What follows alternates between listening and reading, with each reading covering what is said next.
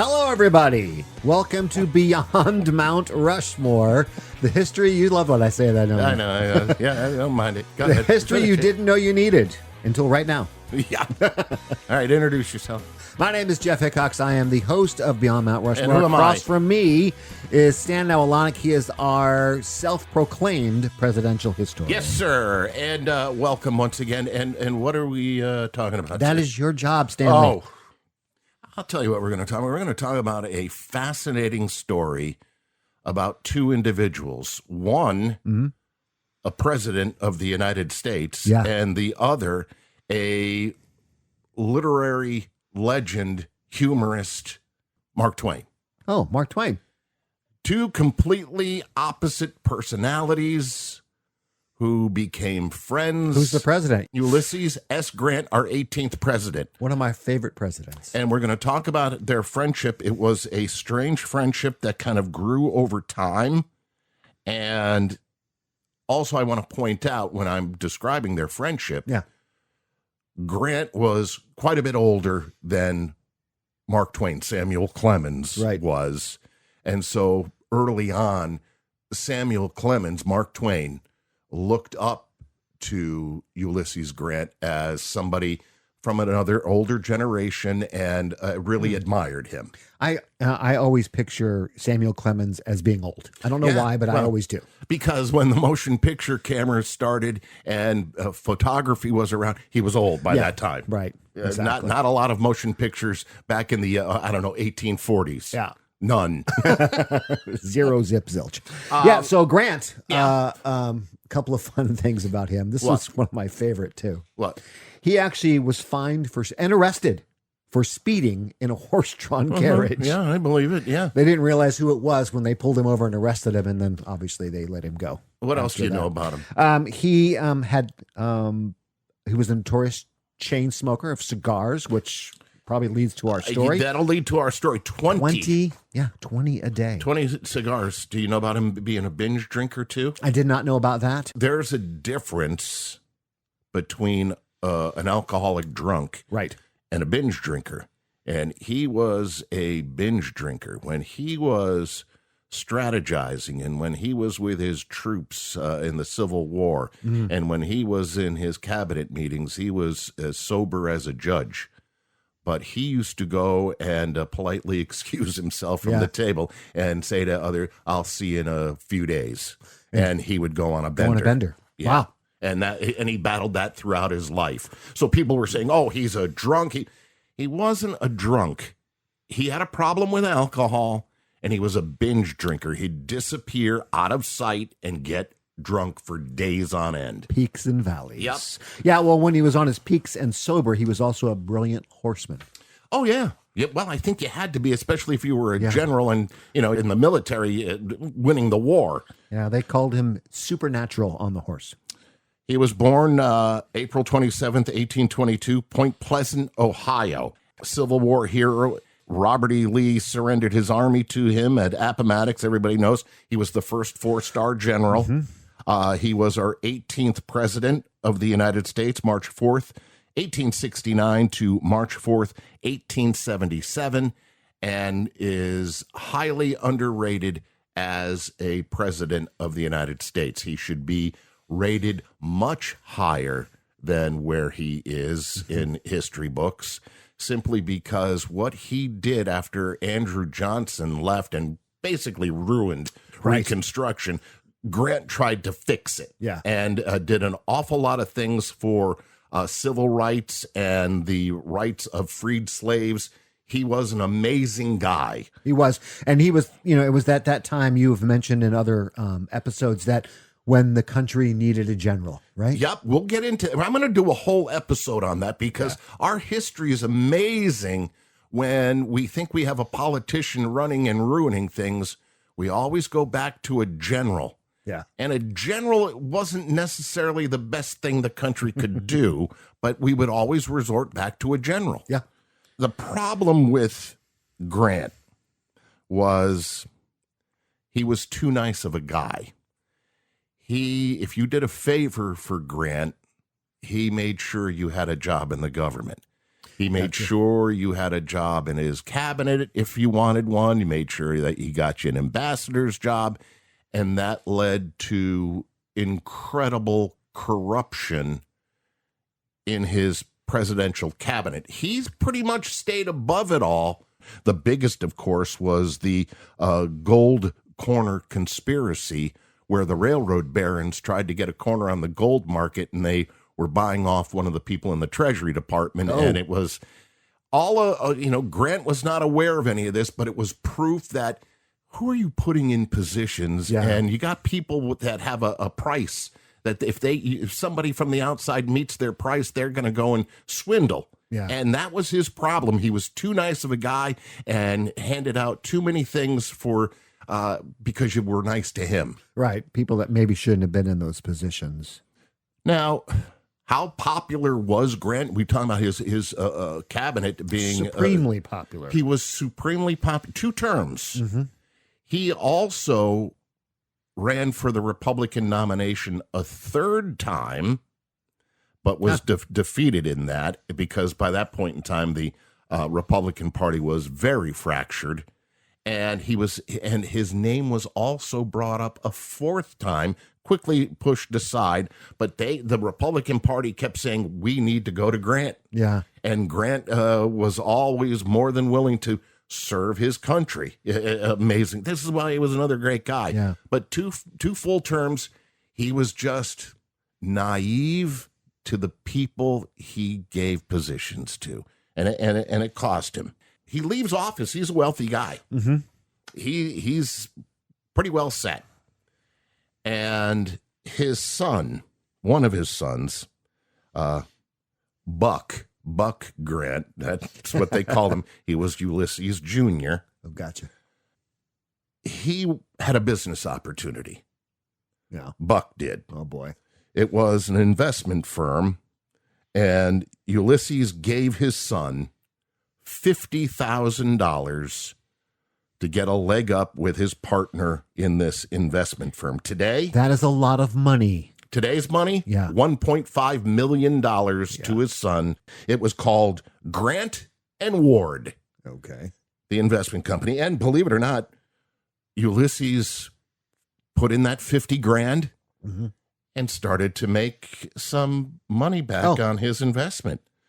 He started saying to himself, all right, I'm starting to see some money. His son and Ward came back. Will you lend us? You were the president of the United States. Will you lend us your name too? If it's going like this, you can. Yes, I'm going to lend my name. The president of the United States says this is great. Yeah. And what was going on is Ward wasn't investing into anything. He was taking money from new investors to pay off old. And by definition now, it's known as a Ponzi scheme. Yeah. Except it happened more than 60 years before the term was even used. Grant was taken for everything. Did his son know, or was this Ward guy was crooked? The Ward guy was crooked. His son played along, didn't know where Ward was investing the money. Got to realize his son, Buck, it was he was like a Biden. Gotcha. All right, he had influence from the president. And true, and Grant couldn't say no. Right. Every member of the Grant family was wiped clean because of the Ponzi scheme. That's incredible. Golly. In Grant's words, and I got a quote from him, in Grant's words, he said, I don't see how I can trust another human being again. He was that shocked by what happened. I don't blame him. I'd be the same way. Now you got to say to yourself, how bad was it? He probably had some in some saves. No. When word got out that Grant had no money, the American people began taking envelopes and putting money in the envelope and sending it to him. No way. And he got money sent to him, and he was so poor, he kept it. He kept it. It was that bad. Damn. It gets worse. It gets a lot worse. Yeah. One day, Ulysses, flat busted broke. His family, flat busted broke. They don't know how they're going to survive. And by the way, again, I want to point this out. In the past, up to this point, people had approached Grant with the idea of, you need to write your memoirs. Yeah. He never saw a need for it. Nobody wants to read it. Nobody cares about that stuff. No, I'm not going to do it. Mm-hmm. So Grant's enjoying a little bit of downtime, and he's eating a peach. Okay. Good, juicy peach. I like a good tasty Georgia peach. He bit down on the peach and was suddenly overcome by unbelievable pain in his mouth and throat. Uh-oh. Bad tooth? Maybe people would think that. Maybe he thought that. They said after he ate that peach and had tremendous pain in his throat and his mouth, he started noticing that he had a chronic sore throat. Just chronic. It wouldn't go away. So he decided to go to the doctor. It was determined, without question, terminal throat cancer. Jeez. And we've discussed this before. At that point in time, you've got to keep in mind, this was the era of Grover Cleveland, who we just spoke about. Right. You mentioned the word cancer in those days. Yeah. It was a death sentence. It is a death sentence. And for him and the type of cancer that he had, it was bad.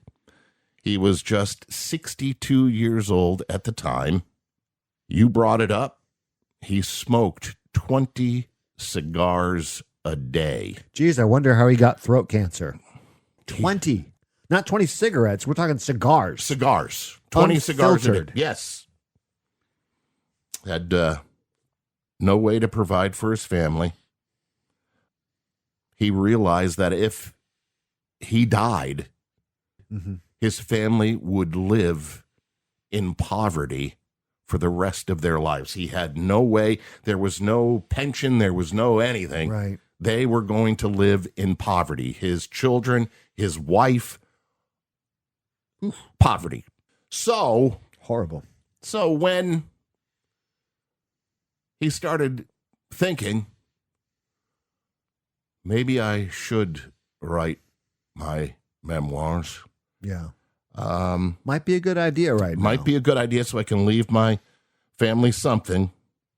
The first publishing company that approached him, and he had written for this particular publishing company before, magazine articles and things like that. The company offered him 10% of the sales. 10% of his own story. 10% of his own story.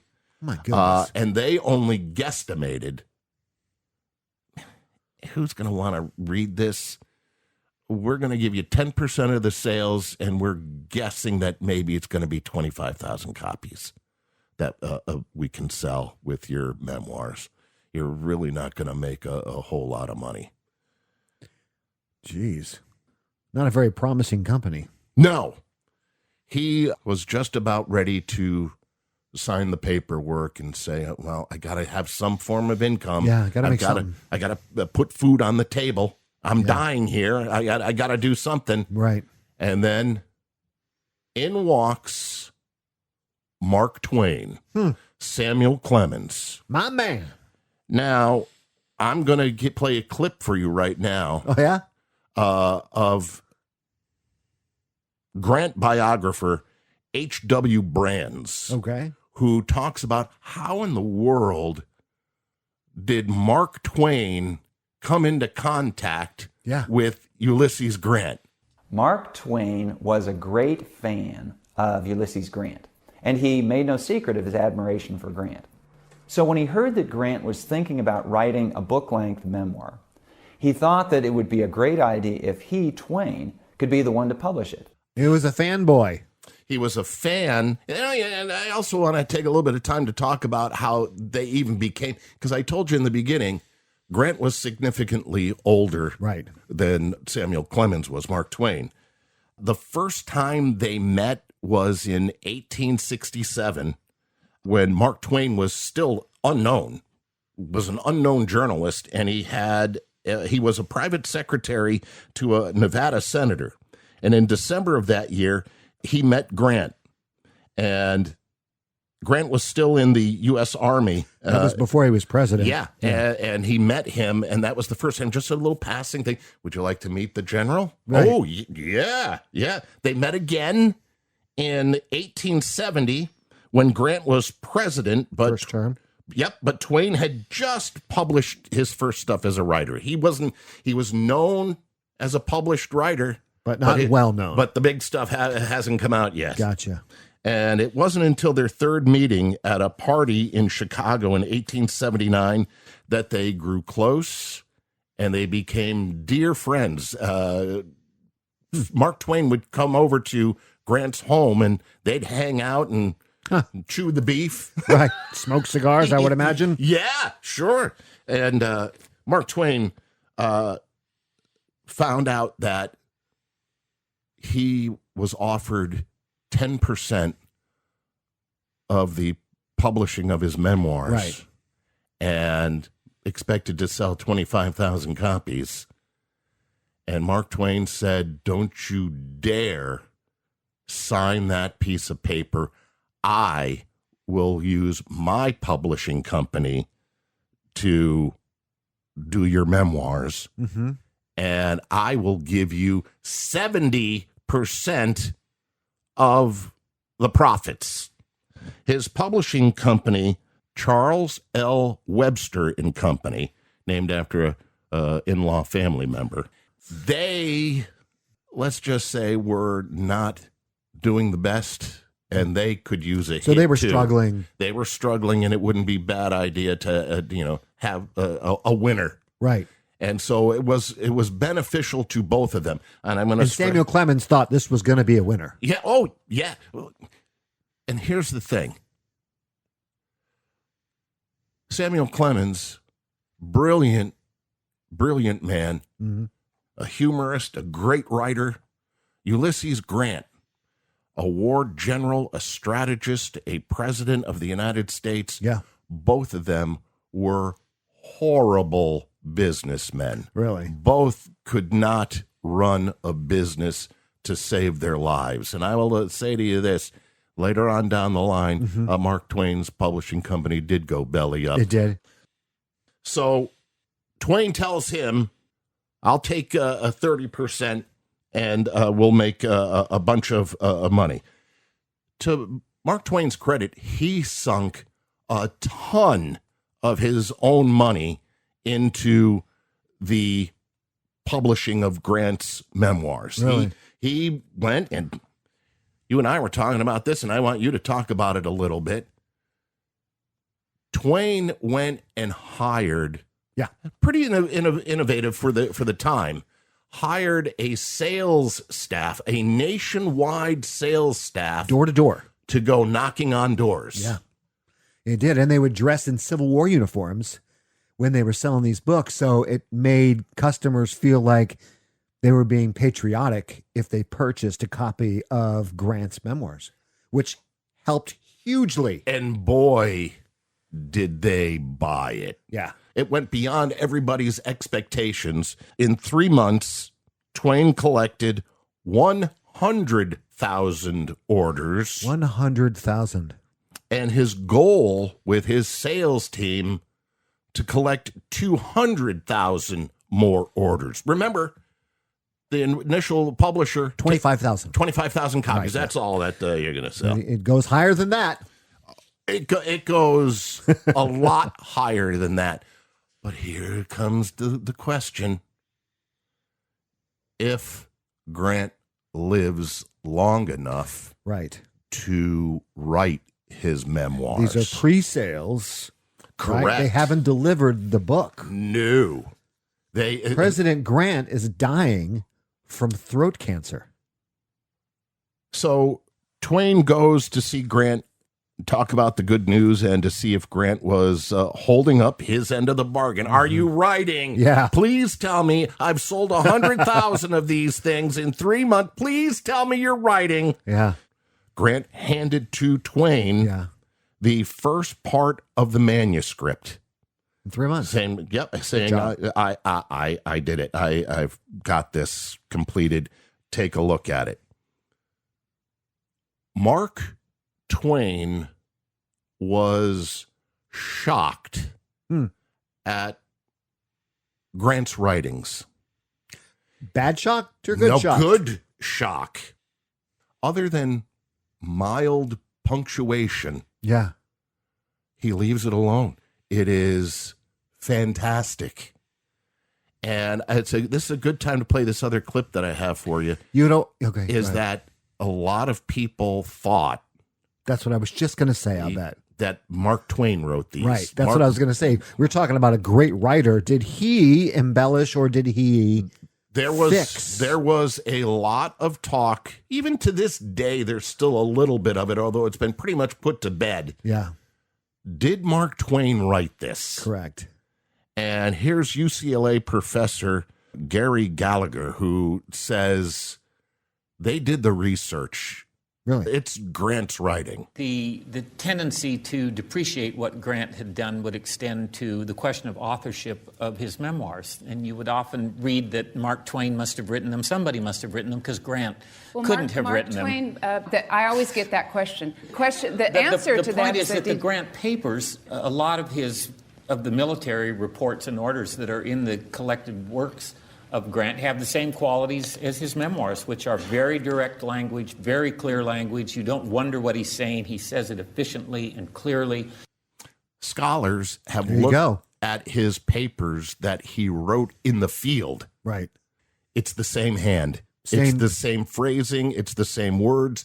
And Grant is not one to flower it up. He is direct. Right. And they are comparing these manuscripts to his own notes that he kept throughout the Right. same person. Same stuff. And Twain knew it and was amazed by it. This Wow. guy is one hell of a writer. That's awesome.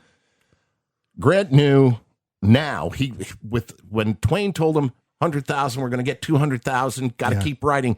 Grant knew that if he kept writing, his family would be okay. It finally put a little ease on him and said, I know my family's going to be all right. 70% of 200,000 copies is going to do well for my family. Wait till I get to those numbers. I know. But it was a real battle. Would he make it? He Yeah. was really struggling, and I mean struggling to survive.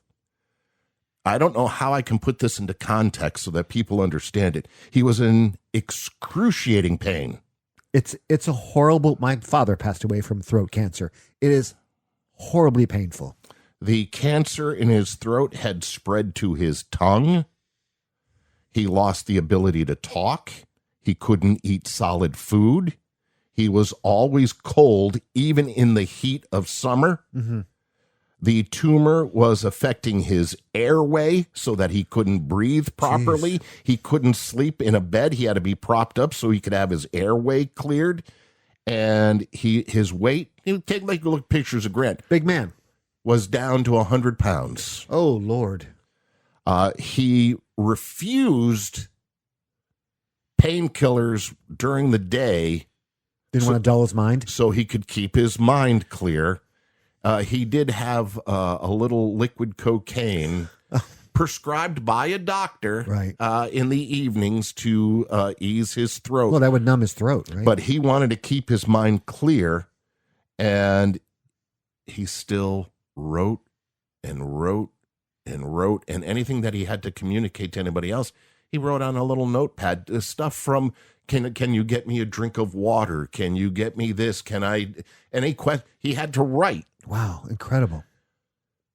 So he kept writing. On July 16th, 1885, Okay. he put his pen down. He finished his memoirs. 36,000 words, Wow. 1,200 pages, and he did it all within a year. That is an amazing amount of writing in 1 year with a man who's dying from throat cancer. Yeah. Down to 100 pounds. Exactly 1 week after he finished his memoirs, 7 days, he died. He was 63. Young man. More than 1.5 million people attended his funeral. Wow. That was more people that attended Abraham Lincoln's funeral. That was more people that than attended Queen Elizabeth II's funeral just a couple of years ago. Really? He had more people, 1.5 million, attend his funeral. That's a huge amount of our population in 1885. It most certainly is. His wife, Julia, while mourning her husband, Yeah. because she hadn't gotten the first check yet, and it's only been 2 weeks, Right. or only been a week. Right. She's living in poverty. Yeah. She cannot support herself. Just lost her husband. Yes. Doesn't have any money. She attends his funeral along with the millions of others. Yeah. But she is in complete poverty. Mm.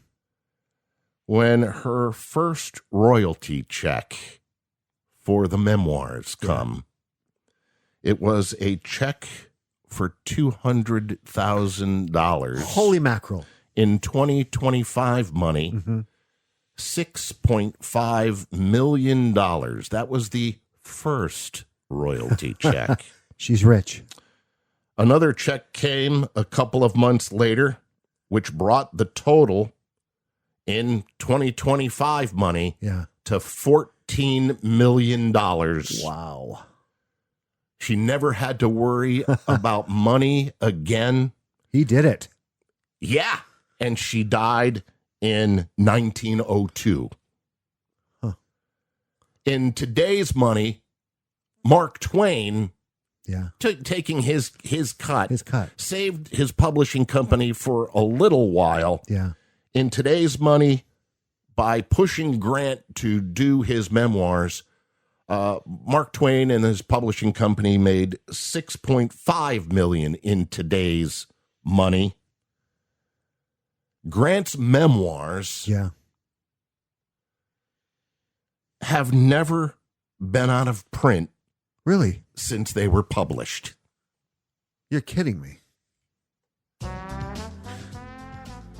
That's amazing. Isn't that amazing? It is. Man, what a partnership. An unlikely partnership. And they were buddies. Yeah.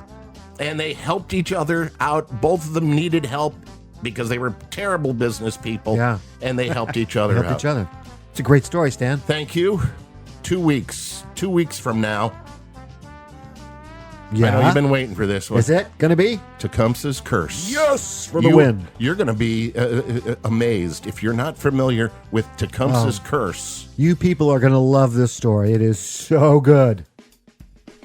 And it's still, to some degree, going on. Yeah. What's the name of this show?